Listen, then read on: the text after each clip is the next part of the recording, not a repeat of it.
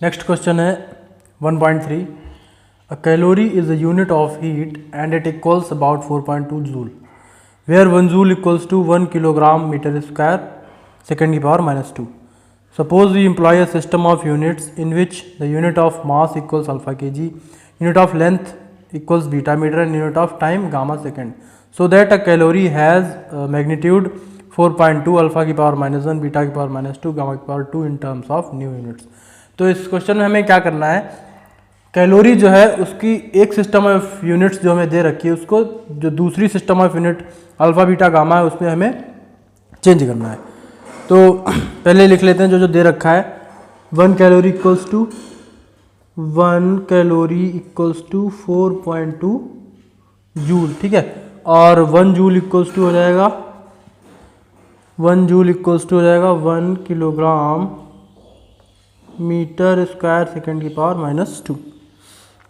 और दे रखा है unit of mass equals to alpha KG. Unit of length हो जाएगा बीटा मीटर और यूनिट ऑफ टाइम क्या हो जाएगा, unit of time equals to हो जाएगा गामा सेकेंड, ठीक है. अब हमें प्रूफ क्या करके लाना है कि जो मैग्नीट्यूड होगा इसका, मैग्नीट्यूड ऑफ 1 कैलोरी. तो जो 1 कैलोरी दे रखा है इसको लिख लेंगे, फिर आगे बताते हैं. जैसे कि ये 1 कैलोरी 4.2 जूल है, तो इसको क्या कैसे लिख सकते हैं, 1 कैलोरी इक्वल्स टू 4.2. 1 जूल को अगर ओपन कर दें तो हो जाएगा 4.2 किलोग्राम मीटर स्क्वायर सेकेंड की पावर माइनस 2. जो फार्मूला होता है एक सिस्टम ऑफ यूनिट्स को दूसरी सिस्टम ऑफ यूनिट में चेंज करने का होता है N1 U1 equals to N2 U2. तो N1 और U1 क्या होता है, पहली न्यूमेरिकल वैल्यू और यूनिट. N2 U2 होता है दूसरी जिसमें हमें जिस सिस्टम ऑफ यूनिट्स में चेंज करना है उसकी न्यूमेरिकल वैल्यू और यूनिट. जैसे फॉर एग्जांपल मैं कहूँ कि 1 मीटर दे रखा है हमको, इसको आपको सेंटीमीटर में चेंज करना है. तो 1 मीटर को ये N1 हो गया 1, U1 हो गया मीटर, N2 क्या हो जाएगा, ठीक है. पहले U2 लिख लेते हैं सेंटीमीटर, यानी कि सेंटीमीटर में चेंज करना है. एक सिस्टम ऑफ यूनिट्स को दूसरी सिस्टम ऑफ यूनिट्स में चेंज करना है. अब 1 मीटर में कितने सेंटीमीटर होते हैं, 100. तो ये N2 कितना आ जाएगा 100. देखिए यहाँ पे न्यूमेरिकल वैल्यू 1 थी, यहाँ पे न्यूमेरिकल वैल्यू 100 हो गई. अरे U2 सेम यहाँ पे होगा.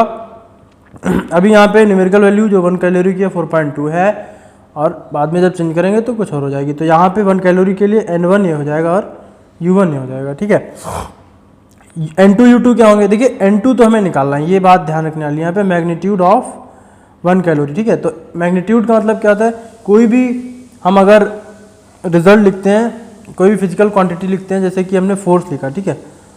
फोर्स इक्वल्स टू आया 10 न्यूटन. तो ये 10 क्या आ जाएगा मैग्नीट्यूड और न्यूटन क्या आ जाएगा यूनिट. तो कोई फिजिकल क्वांटिटी लिखी जाती है तो उसमें दो चीज़ें होती हैं, एक उसकी न्यूमेरिकल वैल्यू होती है और एक उसकी यूनिट होती है. तो यहाँ पे भी ये न्यूमेरिकल वैल्यू हो गई, ये यूनिट हो गई. सेम यहाँ पे यूनिट हमें दे रखी है alpha beta gamma, numerical value निकालनी है. तो ये सारी वैल्यूज रख लेंगे. N1 कितना है 4.2, U1 कितना है किलोग्राम मीटर स्क्वायर सेकेंड की पावर माइनस 2. अच्छा एक बात ये भी ध्यान देने वाली है, यहाँ जूल है तो इधर भी जूल ही रहेगा, LHS और HS दोनों में. तो जूल रहेगा, यानी कि यहाँ भी अल्फ़ा की पावर 1 लिखेंगे. N2 हमें निकालना है अल्फ़ा केजी की पावर 1 है. बीटा मीटर की पावर क्या हो जाएगी 2 और गामा सेकेंड की पावर माइनस 2 हो जाएगी. आई होप ये क्लियर हुआ होगा. यहाँ पे क्या किया है, ये N1 U1 हो गया, ये N2 हमें निकालना है मैग्नीट्यूड, और U2 हो गया पावर की चढ़ाई, क्योंकि ये भी जूल में है ये भी जूल में ही रहेगा. अब इसको सॉल्व कर लेते हैं. सॉल्व कैसे करेंगे, N2 में निकालना है, इसको यहीं पे रखेंगे. ये केजी के नीचे आ जाएगा, ये मीटर के नीचे आ जाएगा, ये सेकेंड के नीचे आ जाएगा.